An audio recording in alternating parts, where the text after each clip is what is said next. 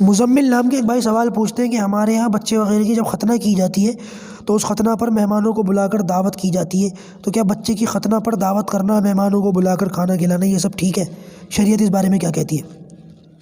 بہت اچھا سوال ہے بھائی. کچھ سوال مجھے بڑے اچھے لگتے ہیں تو میں کہہ بھی دیتا ہوں یہ اچھا سوال ہے، اور یہ واقعی آپ کا سوال بہت اچھا ہے. مزمل بھائی، بات یہ ہے کہ ہمارے یہاں بہت ساری چیزیں عام دنیاوی رسم و رواج ہیں، چلن ہیں، ان کا کوئی ثبوت نہ دنیاوی اعتبار سے نہ دینی اعتبار سے تو ہے ہی نہیں. تو ختنہ کرنا یہ تو سنت ہے نبیوں کی، اور سب سے پہلے ختنہ حضرت ابراہیم علیہ السلام نے خود اپنی فرمائی تھی، اور نبی اکرم صلی اللہ علیہ وسلم تو ولدہ مختون پیدا ہوئے تھے.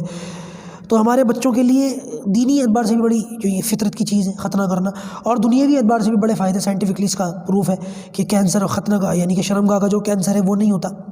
یہ ایک الگ سی چیز ہے. بہرحال آپ کا سوال یہ ہے کہ اس کے اوپر دعوت وغیرہ کرنا اور لوگوں کو بلا کر کھانا کھلانا، تو یہ دنیاوی رسم اور رواج ہے، اس کی کوئی حقیقت نہیں ہے.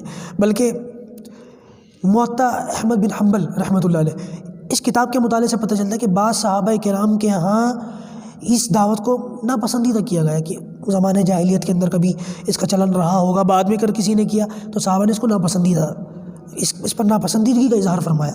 تو بہتر ہے کہ ان چیزوں کی دعوت وغیرہ نہ کریں. اگر کوئی کرتا ہے تو اس کو سمجھائیں کہ بھائی اور بھی اپنے پیسے کو کہیں دینی اور دنیاوی دوسری جائز ضروریات ہیں وہاں خرچ کر لو. یہ چیزیں ان کو ختم کرنے کی، ترک کرنے کی ضرورت ہے. اللہ عمل کی توفیق عطا فرمائے.